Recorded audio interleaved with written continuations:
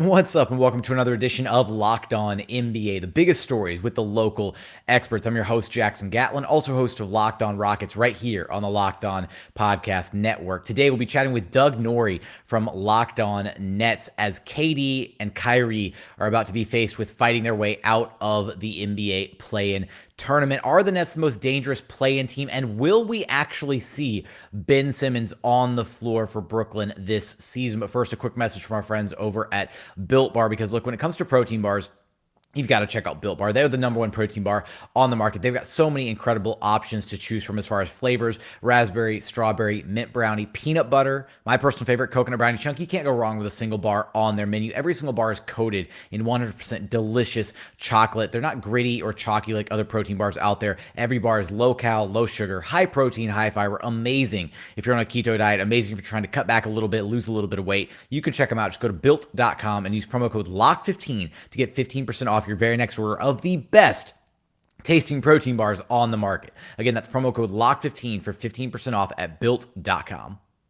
Joining us now is Doug Norrie, one half of the Locked On Nets crew. You can follow him on Twitter at Doug Norrie. Doug, the Nets play-in bound. Not exactly, how a lot of people thought this season would go for the Brooklyn Nets. It's been a very long, winding journey for the Nets this season. But should the Nets be viewed as the scariest play-in team across both conferences, not just the Eastern Conference, but across both conferences this season? Or have they been maybe downgraded a bit given some of their struggles that they faced this season?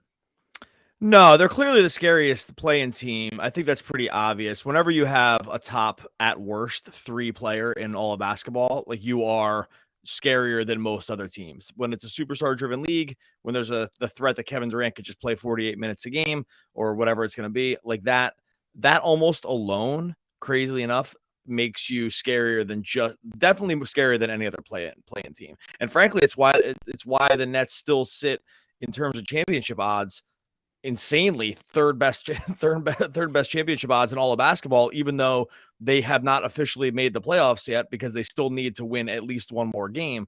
But I think that probably speaks to why other teams would not want to play them, right? And so, are they a perfect team? No, but they have easily the best player of any play-in team, and it's not close, and that alone has to scare you.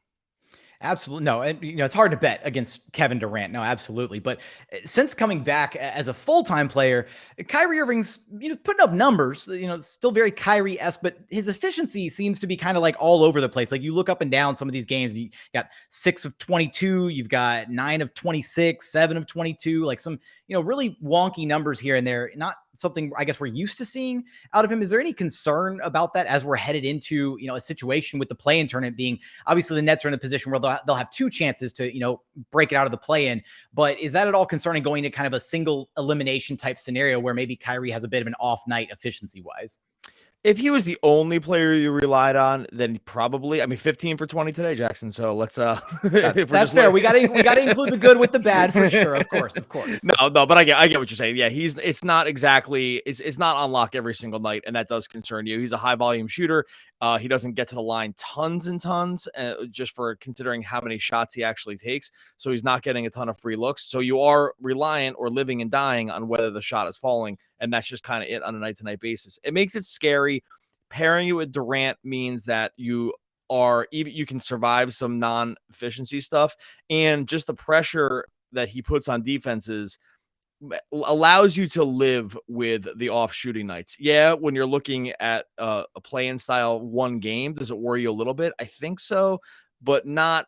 It doesn't really worry me tons. We've also seen that he has sort of like some big game stuff in him too, right? Like, he has this rise to the moment mentality. He drives people totally nuts off the court stuff. So I get that piece of it, but from a one game play-in piece, I really don't worry about Kyrie's like one game line all that much. And I've definitely lived with long stretches where the shot's not going in or there's some curious shot selection stuff. But overall, no, I'm not really worried about it, only probably because I've steeled myself for what to sort of expect with this guy on a game-to-game basis. Now, this play-in game that the Nets are about to, find themselves in against the Cleveland Cavaliers, we're going to be tipping that game off 7 p.m. Eastern time Tuesday evening against some former Nets, if you will, with the Jarrett Allen, Karis LeVert, the James Harden trade package, if you will. But in this matchup, Doug, how have the Nets kind of fared against the Cavaliers this season, and what are some things that you think people should be on the lookout for between these two teams? Well, they played 2 games ago, and the Nets were able to take care of them at home. The Cavs put up a fight for sure, and they're going to do what the Nets do, which is play guys like Garland tons and tons of minutes. I don't think Allen's going to be available for the game, and that really, I mean, the Cavs have just kind of really run bad on some of this injury stuff late in the season, and so they're the team that probably vaulted them to sort of exceed expectations is probably not the team they're fully bringing into this play-in game. They are.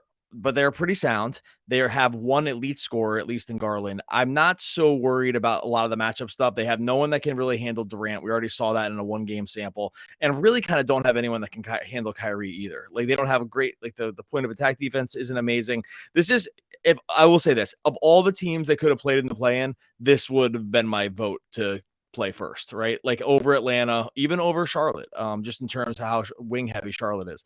And that's sort of a problem for the Nets' overall athleticism, of which they don't have tons. And so I probably would have voted this to be the game. I think the Nets, secretly would have said the same thing.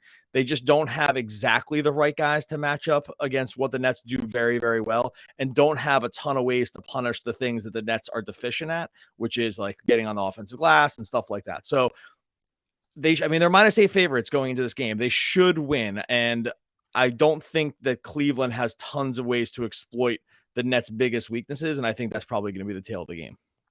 Now, should the Nets find themselves, getting past the Cavaliers here in this play, well, and then they'll still have, another shot if they don't make it past the Cavaliers, because that's the beauty of the play-in bracket. But there's, reporting out there from Shams Charania that Ben Simmons may be, ready to make a first round appearance should the Nets find themselves there. At this point, it feels like we've been going back and forth on this for a minute now. Doug, is Ben Simmons going to play? Is he not going to play? It feels like there's a report coming out every other week saying he's ramping up, he's slowing down.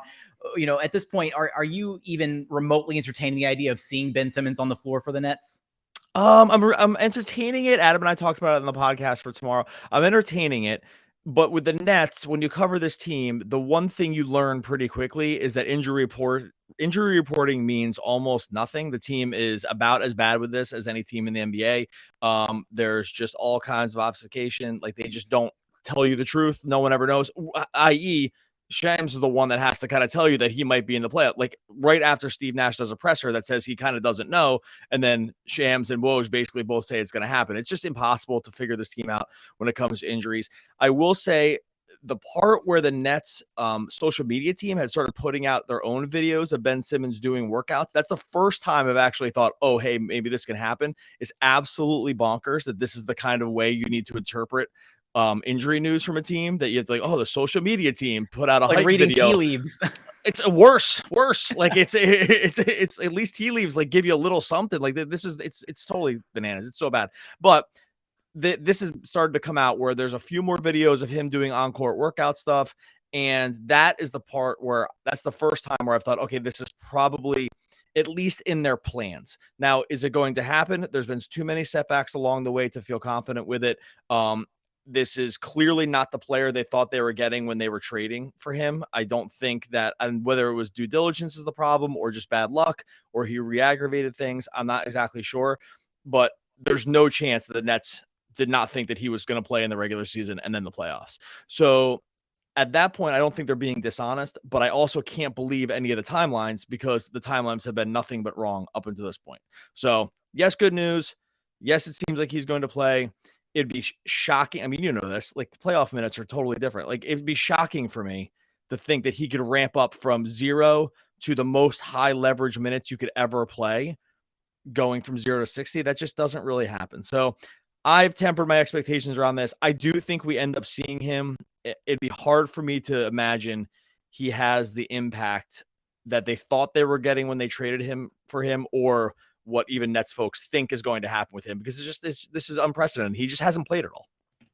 Last thing here for you, Doug. What's the latest on Seth Curry, and is that ankle going to be something that is of major concern moving forward? Or is he going to be he be good to go for the play-in? He said that he probably the only thing that's really going to heal him now is just extended rest, of which he cannot get. So that's why they've been trying to pick and choose their spots with him. He tweaked it last game to the point where he did not come out, but if he probably could have. If it wasn't a really, really important game, I think he would have. And then he obviously sat this game against Cleveland.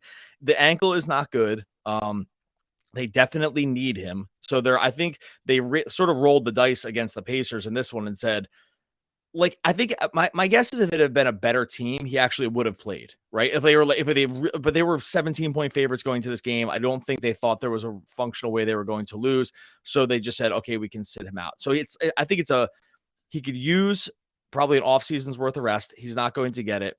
And I think they're just going to try to grab every minute they can of rest and just in recovery for him, to be able for him to play. And I think that's where they are. I think it's just going to be a total load management thing for him, like a real load management, not the fake, you got to sit out because it's the back-to-back or whatever. Like, they really have looked at this and said, he can't play 38 minutes a game because the ankle deteriorates over the course of the game. And I think that's where we are with him. And I think they're just going to have to hope they can get every minute and try to buy every minute they can, because they clearly need what he brings to the table.